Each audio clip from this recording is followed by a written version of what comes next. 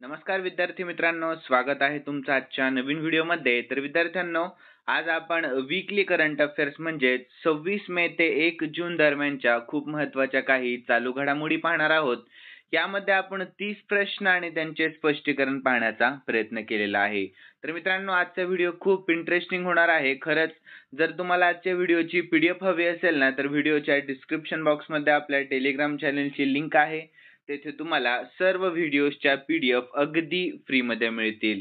तर थोडाही वेळ वाया न घालवता आपण या ठिकाणी व्हिडिओला सुरुवात करूयात. तर मित्रांनो, आजचा आपला पहिला प्रश्न असणार आहे. तर 1 जून 2025 पासून WhatsApp कोणत्या स्मार्टफोनवर बंद होणार आहे? लक्षात ठेवा, खूप महत्त्वाचा प्रश्न आहे.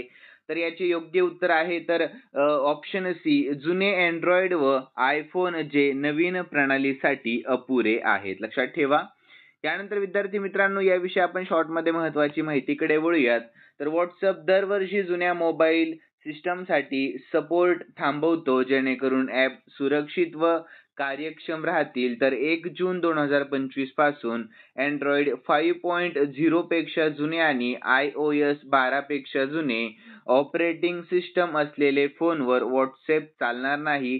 तर हे मोबाईल नवीन सुरक्षा व फीचर्सना सपोर्ट करत नाहीत. त्यामुळे वापरकर्त्यांनी आपले फोन अपडेट करणे किंवा नवीन डिव्हाइस घेणे आवश्यक आहे. तर मित्रांनो, महत्त्वाची लाईन काय, तर अपडेट राहा, WhatsApp वापरत राहा. ठीक आहे. तर यानंतर आपण पुढील दुसरा प्रश्न पाहून घेऊयात. तर पंतप्रधान नरेंद्र मोदी यांनी कोणत्या योजनेअंतर्गत 18 राज्यांमध्ये 103 अमृत केंद्रांचे उद्घाटन केलेले आहे? तर याचे योग्य उत्तर आहे option A, Amrit Bharat station Yojana. ठीक आहे, लक्षात ठेवा. तर याविषयी आपण शॉर्टमध्ये महत्त्वाची माहिती पाहून घेऊयात. तर पंतप्रधान नरेंद्र मोदी यांनी 22 मे 2025 रोजी अमृत भारत स्टेशन योजनेअंतर्गत 18 राज्यांमधील 86 जिल्ह्यांमध्ये असलेल्या 103 पुनर्विकसित अमृत स्टेशनचे नुकतेच उद्घाटन केले. तर हा प्रकल्प 1100 कोटींहून अधिक खर्चून पूर्ण झालेला आहे. तर मित्रांनो, प्रवाशांना चांगली सुविधा, कनेक्टिव्हिटी आणि सांस्कृतिक अनुभव प्रदान करणे हे त्याचे उद्दिष्ट आहे. त्यानंतर पुढील प्रश्न, तर मित्रांनो खूप महत्त्वाचा प्रश्न आहे. सर्व विद्यार्थ्यांनी प्रश्नाकडे लक्ष द्या. तर भारत कोणत्या देशाला मागे टाकून जगातील सर्वात मोठी चौथी अर्थव्यवस्था असणारा देश बनला आहे? तर याचे योग्य उत्तर आहे ऑप्शन बी, जपान या देशाला मागे टाकून. तर याविषयी आपण शॉर्टमध्ये महत्त्वाची माहिती पाहूयात. तर 2024 मध्ये भारताने जपानला मागे टाकून जगातील चौथी सर्वात मोठी अर्थव्यवस्था बनण्याचा टप्पा गाठला आहे. तर यापूर्वी भारत 5व्या स्थानावर होता आणि जपान 4थ्या स्थानावर होता. तर मित्रांनो, आंतरराष्ट्रीय नाणेनिधी म्हणजेच IMF आणि जागतिक बँकेच्या अहवालानुसार भारताची GDP म्हणजे सकल देशांतर्गत उत्पादन जपानच्या तुलनेमध्ये जास्त झालेली आहे. तर मित्रांनो, तर आपण स्टॅटिक GK पाहून घेऊयात. तर पहिली अर्थव्यवस्था अमेरिका, दुसरी चीन, तिसरी जर्मनी आणि चौथी आपली भारत आणि पाचवी आहे जपान. ठीक आहे, लक्षात ठेवा. यानंतर मित्रांनो, चौथ्या प्रश्नाकडे वळूयात आपण. तर RBIच्या आकडेवारीनुसार देशामध्ये सर्वाधिक कर्ज कोणत्या राज्यावर आहे? तर याचे योग्य उत्तर आहे ऑप्शन बी, तामिळनाडू या राज्यावर आहे. कोणत्या राज्यावर? तर तामिळनाडू या. तर याविषयी आपण शॉर्टमध्ये सर्वांनी महत्त्वाची माहिती पाहून घेऊयात. तर रिझर्व्ह बँक ऑफ इंडियाच्या म्हणजेच RBIच्या 2024च्या आकडेवारीनुसार देशातील सर्वाधिक कर्ज असलेले राज्य म्हणजे तामिळनाडू हे राज्य आहे. तर त्याचे एकूण थकबाकी कर्ज 8.3 लाख कोटी इतके आहे. तर मित्रांनो, इतर प्रमुख राज्यांची कर्ज स्थिती खालीलप्रमाणे आपण पाहून घेऊयात. तर उत्तर प्रदेशची आहे 7.7 लाख कोटी आणि आपल्या महाराष्ट्राची आहे 7.2 लाख कोटी, पश्चिम बंगालची 6.6 लाख कोटी आणि कर्नाटक 6 लाख कोटी, राजस्थान 5.6 लाख कोटी, आंध्र प्रदेश 4.9 लाख कोटी आणि गुजरात 4.7 लाख कोटी आणि केरळ 4.3 लाख कोटी व मध्य प्रदेश 4.2 लाख कोटी. यानंतर मित्रांनो, या आकडेवारीनुसार महाराष्ट्र देशातील 3ऱ्या क्रमांकाचे सर्वाधिक कर्ज असलेले राज्य ठरले आहे. तर कर्जाचे प्रमाण केवळ एकूण रकमेवरूनच नव्हे तर राज्याच्या एकूण उत्पन्नाशी म्हणजेच GSDPशी तुलना करूनही मोजले जाते. उदाहरणार्थ तर महाराष्ट्राचे कर्जाचे प्रमाण त्याच्या GSDPच्या 18.4% आहे, जे देशातील सर्वात कमी आहे. त्यामुळे महाराष्ट्राची आर्थिक स्थिती तुलनेमध्ये अधिक स्थिर मानली जाते. यानंतर मित्रांनो, दुसरीकडे पंजाबचे कर्ज त्याच्या GSDPच्या 44.5% आहे, जे देशातील सर्वाधिक आहे. त्यामुळे पंजाबच्या आर्थिक स्थितीबद्दल चिंता व्यक्त केली जात आहे. यानंतर पुढील प्रश्न 5वा पाहून घेऊयात आपण. तर खेलो इंडिया बीच गेम्स 2025 मध्ये आपल्या महाराष्ट्र राज्याने किती सुवर्ण पदके जिंकली आहेत? तर मित्रांनो, खूप महत्त्वाचा प्रश्न आहे. तर याचे योग्य उत्तर आहे ऑप्शन बी. आपल्या महाराष्ट्र राज्याने एकूण 5 पदके जिंकली आहेत. किती पदके आहेत ते? तर 5 पदके. तर याविषयी आपण शॉर्टमध्ये महत्त्वाची माहिती पाहून घेऊयात. तर खेलो इंडिया बीच गेम्स 2025 मध्ये आपल्या महाराष्ट्र राज्याने एकूण 5 सुवर्ण पदके जिंकली आहेत. तर महाराष्ट्राने एकूण 20 पदके जिंकली, ज्यामध्ये 5 रौप्य आणि 10 कांस्य पदकांचा समावेश आहे. तर मित्रांनो, या स्पर्धेमध्ये महाराष्ट्राने दुसरे स्थान प्राप्त केले आहे. तर आपण संक्षेप पाहून घेऊया. तर सुवर्ण पदके एकूण आहेत 5, रौप्य पदके एकूण आहेत 5 आणि कांस्य पदके आहेत एकूण 10. तर एकूण सर्व पदके किती होत आहेत? तर एकूण होत आहेत 20 पदके आणि आपले स्थान आहे दुसरे, हेही लक्षात ठेवा. यानंतर मित्रांनो, सविस्तर आपण माहिती पाहून घेऊया. तर 2025 मध्ये दीवच्या घोगला बीचवर झालेल्या पहिल्या खेलो इंडिया बीच गेम्स मध्ये मणिपूरने एकूण 14 पदकांसह म्हणजेच 5 सुवर्ण, 6 रौप्य आणि 3 कांस्य पदकांसह प्रथम स्थान मिळवले आहे. आणि आपल्या महाराष्ट्र राज्याने सर्वाधिक 20 पदके जिंकली आहेत. तर 5 सुवर्ण आहेत, 5 रौप्य आहे आणि 10 कांस्य पदके आहेत. तर मित्रांनो, एवढे जिंकून सुद्धा रौप्य पदकांच्या संख्येमध्ये मणिपूरपेक्षा एकाने कमी असल्यामुळे आपल्या भारत देशाचे स्थान आहे दुसरे. ठीक आहे मित्रांनो, लक्षात राहील ना? यानंतर पुढील 6वा प्रश्न पाहून घेऊयात. तर खालीलपैकी कोणाची सर्वोच्च न्यायालय बार असोसिएशनच्या अध्यक्षपदी नुकतीच नियुक्ती करण्यात आलेली आहे? तर याचे योग्य उत्तर आहे ऑप्शन डी, विकास सिंग यांची. कोणाची? तर विकास सिंग यांची. तर ऑप्शन डी हे योग्य उत्तर आहे. यानंतर आपण याविषयी शॉर्टमध्ये महत्त्वाची माहिती पाहून घेऊयात. तर मित्रांनो, वरिष्ठ वकील विकास सिंग यांनी सर्वोच्च न्यायालय बार असोसिएशन म्हणजेच SCBAच्या 2025-26च्या अध्यक्षपदाच्या निवडणुकीमध्ये विजय मिळवलेला आहे. तर मित्रांनो, SCBAचे प्रमुख म्हणून त्यांची निवड 4थ्यांदा झालेली आहे. लक्षात ठेवा ही लाईन. यानंतर यापूर्वी सिंग हे 2022-23, 2017-18 आणि 2021 ते 2022 मध्येही ही निवडणूक जिंकली होती त्यांनी. यानंतर पुढील 7वा प्रश्न. तर मित्रांनो, महाराष्ट्र सरकार अहिल्याबाई होळकर यांचे स्मारक नुकतेच कोठे उभारणार आहे? तर याचे योग्य उत्तर आहे ऑप्शन बी, चौंडी या ठिकाणी. कोठे? तर चौंडीमध्ये. तर याविषयी आपण शॉर्टमध्ये महत्त्वाची माहिती पाहूयात. तर मित्रांनो, अहिल्याबाई होळकर यांचा जन्म चौंडी या गावामध्ये झाला होता, जे अहिल्यानगर जिल्ह्यामध्ये येते. म्हणूनच महाराष्ट्र सरकारने चौंडी येथे त्यांचे भव्य स्मारक उभारण्याचा निर्णय घेतला आहे. तर मित्रांनो, हे ठिकाण त्यांच्या स्मृतींना उजाळा देण्यासाठी, स्त्री शक्तीचा गौरव करण्यासाठी आणि पर्यटन दृष्ट्याही खूप महत्त्वाचे ठरणार आहे. यानंतर आपण यांचे स्टॅटिक जीके पाहून घेऊया. तर अहिल्याबाईंचा जन्म झाला 31 मे 1725 मध्ये. कोठे? तर चौंडी, महाराष्ट्रामध्ये. तर त्यांनी अनेक धर्मस्थळांचे पुनर्निर्माण केलेले आहे आणि त्यांना राजमाता आणि होळकर घराण्याच्या आदर्श शासिका म्हणूनही ओळखले जाते. यानंतर विद्यार्थ्यांनो, पुढील 8व्या प्रश्नाकडे वळूयात आपण. तर इस्रोने कोणते वर्ष गगनयान वर्ष जाहीर केले आहे? तर याचे योग्य उत्तर आहे ऑप्शन ए, 2025 हे वर्ष. कोणते वर्ष? तर 2025 हे. तर याविषयी शॉर्टमध्ये आपण महत्त्वाची माहिती पाहूयात. तर इस्रोने 2025 हे गगनयान वर्ष जाहीर केले आहे. तर या वर्षी भारताची पहिली मानवरहित अंतराळ मोहीम होणार असून योममित्रा नावाची महिला रोबोट अंतराळात पाठवली जाणार आहे. तर मित्रांनो, ही मोहीम भारताच्या अंतराळ संशोधनामध्ये ऐतिहासिक पाऊल ठरणार आहे. यानंतर आपण 9वा प्रश्न पाहून घेऊया. तर 1 जून 2025 रोजी कोणता आंतरराष्ट्रीय दिवस साजरा केला जातो? तर याचे योग्य उत्तर आहे ऑप्शन ए, जागतिक दूध दिवस साजरा केला जातो. कोणता? तर जागतिक दूध दिवस. तर इंटरनॅशनल मिल्क डे साजरा केला जातो.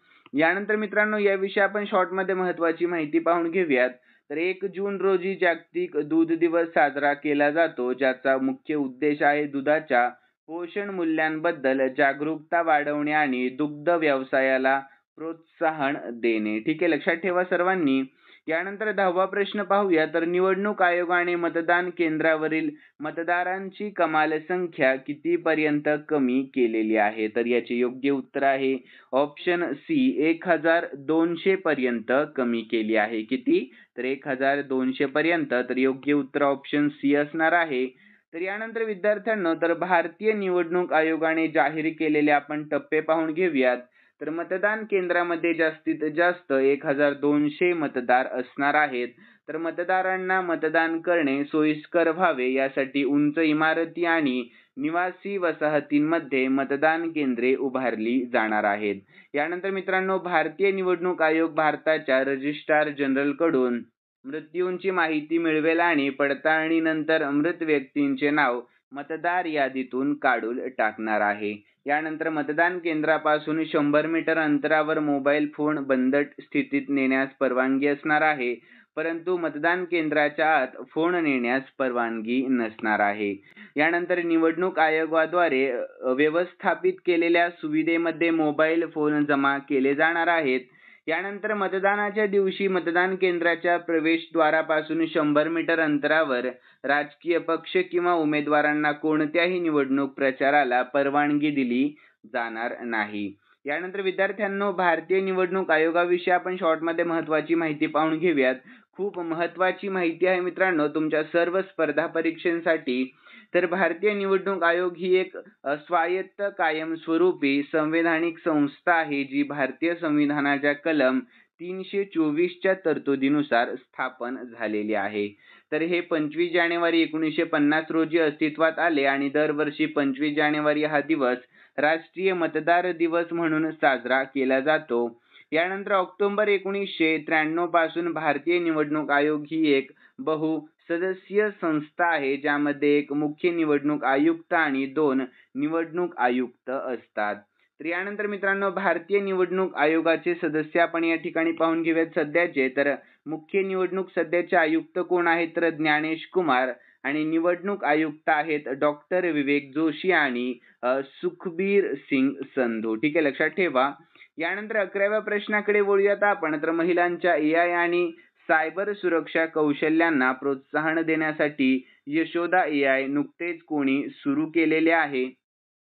तर याचे योग्य उत्तर आहे ऑप्शन बी, राष्ट्रीय महिला आयोगामार्फत सुरू करण्यात आले आहे. तर याविषयी आपण शॉर्टमध्ये महत्त्वाची माहिती पाहूयात.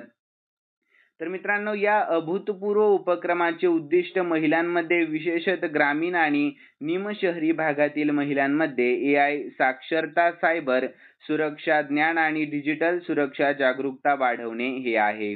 तर मित्रांनो, राष्ट्रीय महिला आयोगाविषयी देखील आपण शॉर्टमध्ये या ठिकाणी महत्त्वाची माहिती पाहून घेऊयात. तर स्थापना झाली राष्ट्रीय महिला आयोगाची 31 जानेवारी 1992 मध्ये. मुख्यालय नवी दिल्लीमध्ये आहे आणि सध्याचे अध्यक्ष आहेत विजया किशोर रहाटकर. ठीक आहे, लक्षात ठेवा सर्वांनी. यानंतर पुढील 12वा प्रश्न पाहूया. तर first hockey India masters cup 2025 कोठे नुकताच आयोजित करण्यात येणार आहे? तर याचे योग्य उत्तर आहे ऑप्शन बी, चेन्नईमध्ये. कोठे? तर ऑप्शन बी, चेन्नईमध्ये आयोजित करण्यात येणार आहे. तर याविषयी आपण शॉर्टमध्ये सर्वांनी महत्त्वाची माहिती पाहूयात. तर पहिला hockey India masters cup 2025 Chennai, Tamil Nadu येथे 18 ते 27 जून दरम्यान होणार आहे. तर या स्पर्धेमध्ये 35 वर्षावरील महिला व 40 वर्षावरील पुरुष खेळाडू सहभागी होणार आहे. तर लीग कप नॉकआउट स्वरूपात स्पर्धा होईल. तर हे अनुभवी खेळाडूंना नवे व्यासपीठ देणारे आहे. तर विद्यार्थी मित्रांनो, तुम्हा सर्वांसाठी खूप आनंदाची बातमी. तर मी तुमच्या सांगण्याप्रमाणे जानेवारी ते मे महिन्याच्या मॅरेथॉन व्हिडिओ बनवलेला आहे. तर एकूण 500 प्रश्न मी या व्हिडिओमध्ये घेण्याचा प्रयत्न केलेला आहे. म्हणजेच एका महिन्याचे 100 महत्त्वाचे प्रश्न मी यामध्ये ऍड केलेले आहेत. तर एकूण सर्व प्रश्न किती होत आहेत? तर 500 प्रश्न होत आहेत. आणि तुम्हाला जर हा व्हिडिओ पाहायचा असेल ना, तर या आपल्या वीकली करंट अफेअर व्हिडिओच्या डिस्क्रिप्शन बॉक्समध्ये या व्हिडिओची मी लिंक दिलेली आहे. तेथे जाऊन तुम्ही हा व्हिडिओ पाहू शकता. तर तुमचा हा वीकलीचा व्हिडिओ पाहून झाल्यावर ताबडतोब तुम्ही हा 5 महिन्यांचा व्हिडिओ पाहून घ्या. आणि मित्रांनो, आपल्या वीकली व्हिडिओचं लाईकचं टार्गेट मी फक्त 500 लाईक ठेवलेलं आहे. किती? तर फक्त 500 लाईक. तर मला अशी अपेक्षा आहे की तुम्ही लवकरात लवकर 500 लाईक पूर्ण करताल. आणि मित्रांनो, तुमच्यासाठी मी शेवटी 2 चालू घडामोडीचे प्रश्न दिलेले आहेत. ते देखील तुम्हाला उत्तर येत असतील तर प्लीज कॉमेंट बॉक्समध्ये उत्तर सांगण्याचा सर्वांनी प्रयत्न करावा. तर चला पुढच्या प्रश्नाला सुरुवात करूयात. यानंतर पुढील प्रश्न आहे 13वा. तर मित्रांनो, सुप्रीम कोर्टाने महिलांच्या कोणत्या अधिकाराला मूलभूत हक्क म्हणून नुकतेच मान्य केले आहे? तर याचे योग्य उत्तर आहे ऑप्शन डी, मातृत्वाचा हक्क. या कोणत्या? तर मातृत्वाचा हक्क या. तर यानंतर याविषयी शॉर्टमध्ये आपण महत्त्वाची माहिती पाहूयात.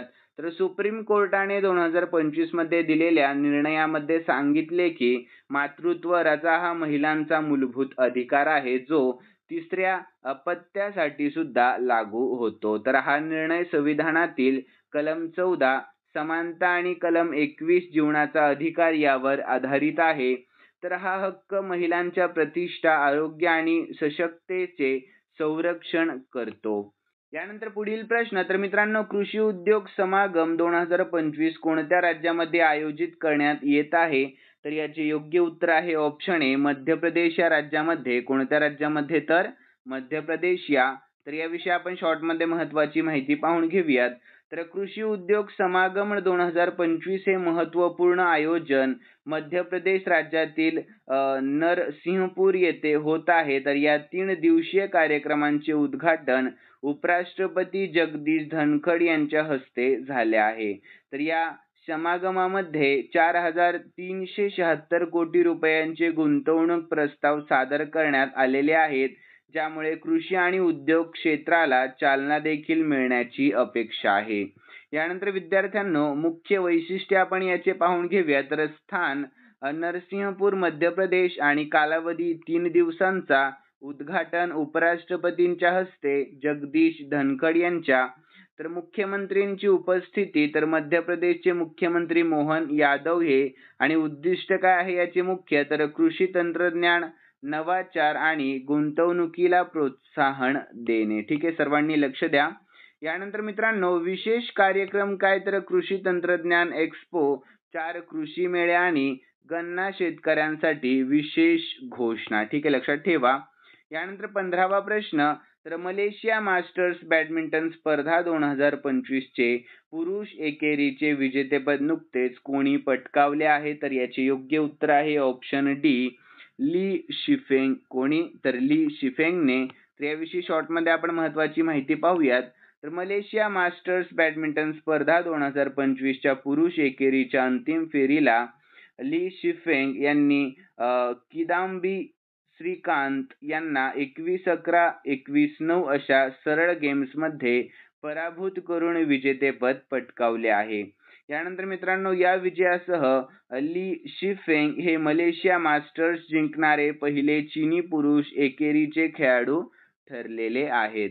यानंतर या ऐतिहासिक विजयामुळे चीनने या स्पर्धेमध्ये एकूण 4 पदके जिंकली, ज्यामध्ये पुरुष एकेरी, महिला एकेरी, महिला दुहेरी आणि मिश्र दुहेरी यांचा समावेश आहे. ठीक आहे.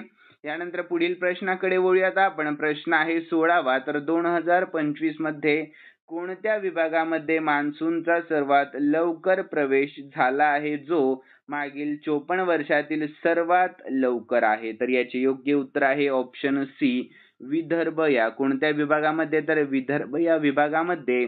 तर यानंतर आपण याविषयी शॉर्टमध्ये महत्त्वाची माहिती पाहूयात. तर मित्रांनो, 2025 मध्ये मान्सूनचा सर्वात लवकर प्रवेश विदर्भ विभागामध्ये झालेला आहे. तर 28 मे रोजी नेहमीच्या 15 जूनच्या तुलनेमध्ये 18 दिवस अगोदर मान्सून विदर्भामध्ये पोहोचला, जो मागील 54 वर्षातील सर्वात लवकर आहे. यानंतर पुढील प्रश्न 17वा पाहूयात. तर जगातील सर्वात जास्त रिझोल्यूशन असलेली हवामान अंदाज प्रणाली कोणत्या देशामध्ये सुरू करण्यात आलेली आहे? तर याचे योग्य उत्तर आहे ऑप्शन ए, आपल्या भारत देशात सुरू करण्यात आलेली आहे. कोणत्या? तर आपल्या भारत या देशामध्ये तर याविषयी सर्वांनी शॉर्टमध्ये महत्त्वाची माहिती पाहूयात. तर भारताने इंडिया फोरकास्ट सिस्टम सुरू केली आहे. तर ही प्रणाली अत्यंत स्थानिक हवामान अंदाज प्रदान करते. यानंतर ते 6 किलोमीटर रिझोल्यूशन वापरते आणि हे जागतिक स्तरावरील सर्वोच्च रिझोल्यूशन आहे. आणि ही प्रणाली सुपर कॉम्प्युटर आर्का वापरते. यामुळे आपत्ती व्यवस्थापनासाठी अंदाज सुधारतील. यानंतर विद्यार्थ्यांना आपण भारताविषयी महत्त्वाची माहिती पाहून घेऊयात. तर खूप महत्त्वाची माहिती आहे. सर्व विद्यार्थ्यांना ही माहिती असणं खूप गरजेचं आहे. तर मित्रांनो, भारताचा संविधान स्वीकारण्याचा दिवस आहे 26 जानेवारी 1950 रोजी.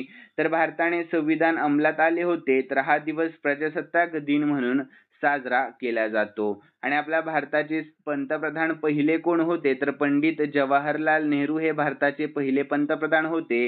आणि त्यांचा कार्यकाळ कोणता होता? तर 1947 ते 1964. आणि सध्याचे पंतप्रधान कोण आहेत आपले? तर भारताचे सध्याचे पंतप्रधान हे नरेंद्र मोदी आहेत. आणि ते 9 जून 2024 रोजी तिसऱ्यांदा त्यांनी पंतप्रधान पदाची शपथ घेतली आहे. यानंतर विद्यार्थ्यांनो, आपल्या भारताचे पहिले राष्ट्रपती कोण होते? तर डॉक्टर राजेंद्र प्रसाद हे स्वातंत्र्यानंतरचे पहिले राष्ट्रपती होते. आणि भारताचे सध्याचे राष्ट्रपती कोण आहेत? तर भारताचे सध्याचे राष्ट्रपती हे द्रौपदी मुर्मू आहेत. तर त्या भारताच्या पहिल्या आदिवासी महिला राष्ट्रपती आहेत, हे लक्षात ठेवा.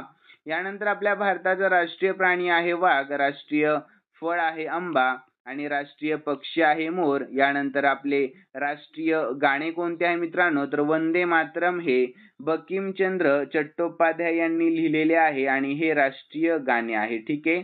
यानंतर राष्ट्रीय ध्वज आहे तिरंगा. तर यामध्ये केसरी, पांढरा आणि हिरवा रंग व यामध्ये अशोक चक्र येते. यानंतर विद्यार्थ्यांनो, भारतातील सर्वात मोठे राज्य क्षेत्रफळानुसार कोणते आहे? तर राजस्थान हे राज्य आहे. यानंतर आपल्या भारतातील सर्वात लहान राज्य आहे क्षेत्रफळानुसार गोवा. आणि आपल्या भारताची राजधानी आहे नवी दिल्ली. ठीक आहे, सर्वांनी लक्षात ठेवा. यानंतर येथे भारत सरकारचे सर्व महत्त्वाचे कार्यालय आहेत. कोठे? तर नवी दिल्लीमध्ये. यानंतर मित्रांनो, जसे की कोणते? तर राष्ट्रपती भवन, संसद भवन आणि पंतप्रधान कार्यालय इत्यादी महत्त्वाची कार्यालय आहे. ठीक आहे.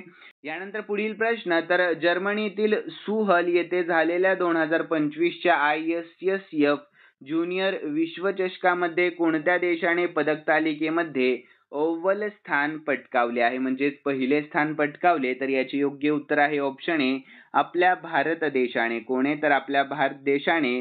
तर याविषयी आपण शॉर्टमध्ये महत्त्वाची माहिती पाहूयात. तर जर्मनीतील सुहल शहरामध्ये झालेल्या ISSF ज्युनियर विश्वचषक 2025 मध्ये आपल्या भारताने पदक तालिकेमध्ये चीनला मागे टाकत आपली मोहीम संपवली आहे. तर भारताच्या ज्युनियर नेमबाजांनी 11 पदके जिंकली आहे. तर त्यामध्ये आहेत 3 सुवर्ण पदके, 4 रौप्य पदके आणि 4 कांस्य पदकांसह एकूण 11 पदके जिंकली आहेत.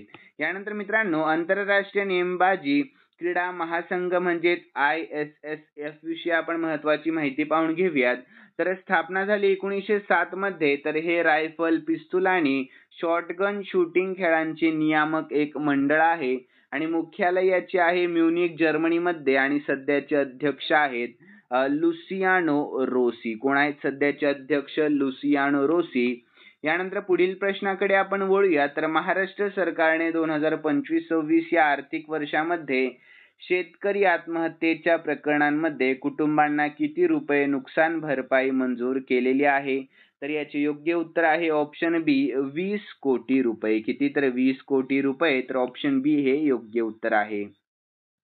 तर यानंतर विद्यार्थ्यांनो, तर राज्य सरकारने आत्महत्या केलेल्या शेतकऱ्यांच्या कुटुंबियांना प्रत्येकी 1 लाख देण्यासाठी एकूण 20 कोटींची तरतूद केलेली आहे. लक्षात ठेवा ही महत्त्वाची माहिती. यानंतर 20वा प्रश्नाकडे वळूयात आपण. तर 2025 मध्ये मुंबईमध्ये दररोज सरासरी किती नवीन कोविड-19 प्रकरणे नोंदवली जात आहेत? तर याचे योग्य उत्तर आहे ऑप्शन बी, एकूण 11. किती? तर 11. तर याविषयी आपण शॉर्टमध्ये महत्त्वाची माहिती पाहूयात. तर मे 2025 मध्ये मुंबईमध्ये दररोज सरासरी 11 नवीन कोविड-19 प्रकरणे नोंदवली जात आहेत. यानंतर विद्यार्थी मित्रांनो, पुढील 21वा प्रश्न पाहूया. तर आशियाई ॲथलेटिक्स चॅम्पियनशिप मध्ये भारताच्या गुलवीर सिंगने 10,000 मीटर शर्यतीमध्ये कोणते पदक नुकतेच जिंकले आहे? तर याचे योग्य उत्तर आहे ऑप्शन सी, सुवर्ण पदक जिंकले आहे. कोणते पदक? तर सुवर्ण पदक. तर याविषयी आपण शॉर्टमध्ये महत्त्वाची माहिती पाहूयात. तर मित्रांनो, गुलवीर सिंगने 2025 आशियाई ॲथलेटिक्स चॅम्पियनशिपमध्ये 10,000 मीटर शर्यतीमध्ये सुवर्ण पदक जिंकले आहे. तर त्याने 28 तास 38 मिनिटे 63 सेकंद या वेळेमध्ये शर्यत पूर्ण केली. तर अंतिम फेरीमध्ये जोरदार वेग वाढवून प्रतिस्पर्ध्यांना मागे टाकले आहे. तर ही कामगिरी भारतासाठी स्पर्धेतील पहिलं सुवर्ण ठरलेली आहे.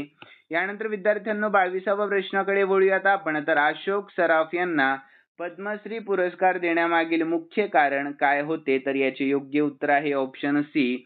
तर मुख्य कारण होते हास्य कलाकार म्हणून त्यांनी दिलेले योगदान. तर याविषयी आपण शॉर्टमध्ये महत्त्वाची माहिती पाहूयात.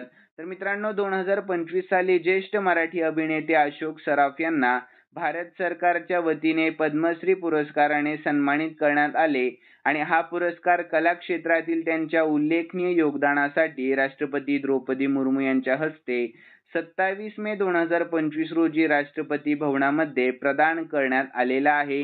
तर यानंतर मित्रांनो, अशोक सराफ यांनी मराठी आणि हिंदी चित्रपट सृष्टीमध्ये आपल्या विनोदी आणि गंभीर भूमिकांनी प्रेक्षकांच्या मनामध्ये अढळ स्थान निर्माण केले आहे. तर त्यांच्या अभिनय कारकिर्दीतील या योगदानाची दखल घेत त्यांना हा सन्मान देण्यात आलेला आहे. तर यानंतर याआधी 2023 साली त्यांना महाराष्ट्र शासनाचा महाराष्ट्र भूषण पुरस्कार आणि झी चित्रगौरव पुरस्कारांतर्गत जीवन गौरव पुरस्काराने सन्मानित करण्यात आले होते.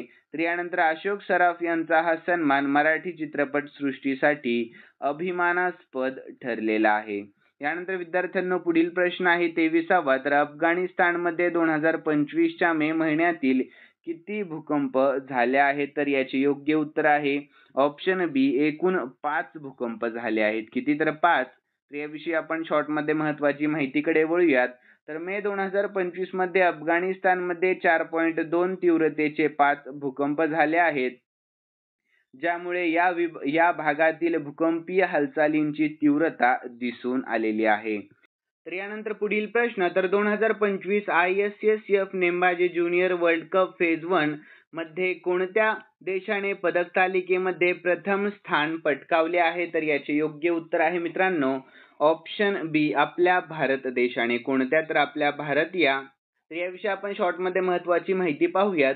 तर 2025 ISSF नेमबाजी ज्युनियर वर्ल्ड कप फेज 1 मध्ये सुहल जर्मनीमध्ये भारताने एकूण 11 पदकांसह 3 सुवर्ण पदके, 4 रौप्य पदके आणि 4 कांस्य पदकांसह पदक तालिकेमध्ये प्रथम क्रमांक पटकावला आहे.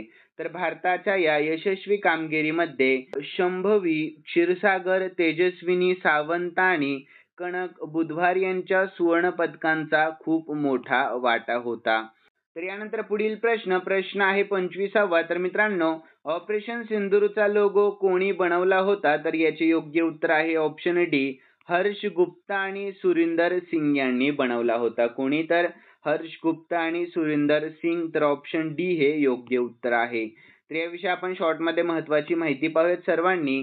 तर मित्रांनो, ऑपरेशन सिंदूरचा लोगो ले कर्नल हर्ष गुप्ता आणि सुरिंदर सिंग यांनी 45 मिनिटांमध्ये तयार केला आणि यानंतर ओ मध्ये सिंदूरची कटोरी आणि सिंदूर रेषा दाखवून तो बलिदान, न्याय व हिंदू स्त्रीच्या समर्पणाचे प्रतीक दर्शवतो.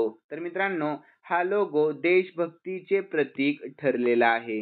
यानंतर पुढील प्रश्न.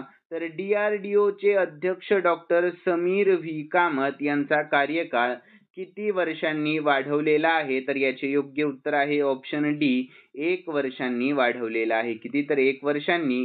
तर याविषयी आपण शॉर्टमध्ये महत्त्वाची माहिती पाहूयात. तर मित्रांनो, DRDO चे सध्याचे अध्यक्ष डॉक्टर व्ही कामत यांचा कार्यकाळ केंद्र सरकारने 1 वर्षाने वाढवलेला आहे. तर ही त्यांची दुसरी मुदतवाढ असून आता ते 31 मे 2026 पर्यंत पदावर राहणार आहे. तर ही वाढ सार्वजनिक हितासाठी फंडामेंटल रूल 56D अंतर्गत मंजूर करण्यात आले आहे. यानंतर पुढील प्रश्न. तर डेनियल नोबोआ यांची कोणत्या देशाच्या राष्ट्रपतीपदी निवड करण्यात आलेली आहे? तर याचे योग्य उत्तर आहे ऑप्शन सी, इक्वाडोरिया. कोणत्या? तर इक्वाडोरिया. तर याविषयी आपण शॉर्टमध्ये महत्त्वाची माहिती पाहूयात. तर डेनियल नोबोआ यांची इक्वाडोर देशाच्या राष्ट्रपतीपदी निवड करण्यात आली आहे. तर नोबोआ यांनी 2023 मध्ये कार्यभार स्वीकारला आणि 2025 मध्ये पुन्हा निवडून आलेले आहेत. तर त्यांनी गुन्हेगारी विरोधामध्ये कठोर पावले उचलण्याचे आणि अर्थव्यवस्था सुधारण्याचे आश्वासन दिले होते. तर त्यांच्या नेतृत्वाखाली इक्वाडोरने हिंसाचार आणि बेरोजगारीच्या समस्यांवर लक्ष केंद्रित केलेले आहे. यानंतर पुढील प्रश्न. तर मित्रांनो, भारतीय नौसेनाच्या 2 महिला अधिकाऱ्यांनी कोणत्या जहाजांद्वारे विश्व परिक्रमा पूर्ण केली आहे? तर याचे योग्य उत्तर आहे ऑप्शन बी, INS तारिणिया. कोणत्या? तर INS तारिणिया. तर याविषयी आपण शॉर्टमध्ये सर्वांनी महत्त्वाची माहिती पाहून घेऊयात. तर मित्रांनो, INS तारिणिया नौकेद्वारे भारतीय नौसेनेच्या 2 महिला अधिकाऱ्यांनी 239 दिवसांमध्ये जगाची परिक्रमा पूर्ण केली. तर त्यांनी सुमारे 47,000 किलोमीटर अंतर पार केले. तर ही मोहीम नविका सागर परिक्रमा 2 म्हणून ओळखली जाते. तर हा महिलांच्या आत्मविश्वासाचा आणि सागरी क्षमतेचा उल्लेखनीय दाखला आहे. यानंतर 29वा प्रश्न. तर आर्थिक वर्ष 2024-25 मध्ये कोणत्या राज्यात सर्वाधिक परकीय गुंतवणूक झालेली आहे? तर याचे योग्य उत्तर आहे ऑप्शन डी, आपल्या महाराष्ट्र या राज्यामध्ये. कोणत्या राज्यामध्ये मित्रांनो? तर आपल्या महाराष्ट्र या राज्यामध्ये. तर याविषयी आपण शॉर्टमध्ये सर्वांनी महत्त्वाची माहिती पाहूयात. तर आर्थिक वर्ष 2024-25 मध्ये आपल्या महाराष्ट्राने सर्वाधिक परकीय थेट गुंतवणूक म्हणजेच FDI आकर्षित केली आहे. तर राज्यामध्ये 1,64,875 कोटींची गुंतवणूक झालेली असून ही देशातील एकूण FDIच्या सुमारे 40% आहे. तर या यशामागे मुंबईसारखे आर्थिक केंद्र, मजबूत पायाभूत सुविधा आणि उद्योग हितैषी धोरणे आणि या गुंतवणुकीमुळे रोजगार निर्मिती व औद्योगिक विकासाला चालना देखील मिळालेली आहे. यानंतर 30वा प्रश्न. तर मित्रांनो, 26व्या राष्ट्रीय ॲथलेटिक्स स्पर्धेमध्ये अविनाश साबळेने नुकतेच कोणते पदक जिंकले आहे? तर योग्य उत्तर ऑप्शन सी, त्यांनी जिंकले आहे सुवर्ण पदक. कोणते? तर गोल्ड मेडल त्यांनी जिंकले आहे. लक्षात ठेवा, ऑप्शन सी हे योग्य उत्तर असणार आहे. यानंतर 26व्या राष्ट्रीय ॲथलेटिक्स स्पर्धेमध्ये अविनाश साबळेने सुवर्ण पदक जिंकले आहे. तर त्यांनी पुरुषांच्या 3000 मीटर स्टीपल चेस स्पर्धेमध्ये उत्कृष्ट कामगिरी करत पहिल्या क्रमांकावर आपले स्थान मिळवले आहे. तर मित्रांनो, अविनाश साबळे हे भारताचे प्रमुख धावपटू असून त्यांनी आंतरराष्ट्रीय स्तरावरही नावलौकिक मिळवलेला आहे. तर त्यांची ही कामगिरी युवा धावपटूंना प्रेरणा देणारी ठरलेली आहे. यानंतर विद्यार्थी मित्रांनो, 2 प्रश्न मी एक्स्ट्रा घेतलेले आहेत कारण खूप महत्त्वाचे प्रश्न होते. तर या व्हिडिओमध्ये आपले 32 प्रश्न होत आहेत. तर ऑपरेशन शील्ड या मॉक ड्रिलचा मुख्य उद्देश काय आहे? तर याचे योग्य उत्तर आहे ऑप्शन बी, आपत्कालीन तयारी वाढवणे. हा कोणता? तर आपत्कालीन तयारी वाढवणे. तर यानंतर याविषयी आपण शॉर्टमध्ये महत्त्वाची माहिती पाहून घेऊयात विद्यार्थ्यांनो. तर ऑपरेशन शील्ड या मॉक ड्रिलचा मुख्य उद्देश म्हणजे आतंकवादी हल्ल्यांच्या किंवा आपत्कालीन परिस्थितीच्या वेळी सुरक्षा यंत्रणांची तयारी तपासणे. यानंतर या ड्रिलद्वारे पोलीस एजन्सी, अग्निशमन दल आणि इतर यंत्रणा एकत्रितपणे काम करून आपले प्रतिसाद वेळेवर आणि प्रभावीपणे देऊ शकतात का हे पाहिले जाते. तर ही तयारी नागरिकांच्या सुरक्षेसाठी अत्यंत महत्त्वाची असते.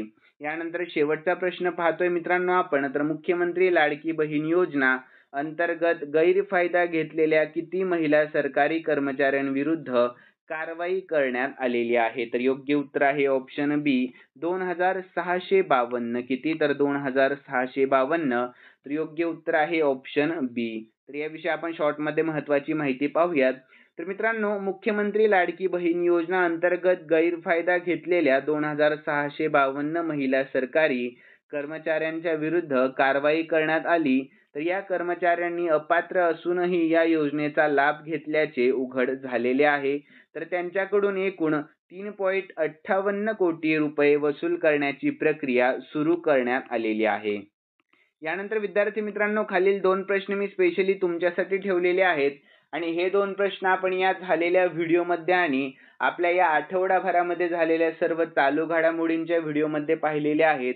जर तुम्ही हा व्हिडिओ खूप मन लावून पाहिलेला असेल ना, तर तुम्हाला नक्कीच या प्रश्नांचे उत्तर येईल अशी मी अपेक्षा करतो. तर प्रश्न असा आहे, भारत कोणत्या देशाला मागे टाकून जगातील सर्वात मोठी चौथी अर्थव्यवस्था असणारा देश बनलेला आहे? तर याचे योग्य उत्तर तुम्हाला आपल्या कॉमेंट बॉक्समध्ये सांगण्याचा प्रयत्न करायचा आहे. यानंतर विद्यार्थ्यांनो, दुसरा प्रश्न, तर महाराष्ट्र सरकार अहिल्याबाई होळकर यांचे स्मारक कोठे उभारणार आहे? तर याचे देखील उत्तर तुम्हाला आपल्या कॉमेंट बॉक्समध्ये सर्वांना सांगायचा प्रयत्न करायचा आहे. आणि विद्यार्थी मित्रांनो, या व्हिडिओचं लाईकचं टार्गेट आपण फक्त 500 लाईक ठेवलेलं आहे. किती? तर फक्त 500 लाईक. तर मला अशी अपेक्षा आहे की तुम्ही लवकरात लवकर 500 लाईक पूर्ण करताल आणि या व्हिडिओ दोन्ही प्रश्नांचे उत्तर देखील सांगण्याचा तुम्ही प्रयत्न करताल. आणि यानंतर मित्रांनो, तुम्हाला जर हा व्हिडिओ आवडलेला असेल तर नक्कीच या व्हिडिओला सर्वांनी लाईक करा आणि सबस्क्राईब करायला अजिबात विसरू नका. तर चला भेटूयात नवीन व्हिडिओमध्ये.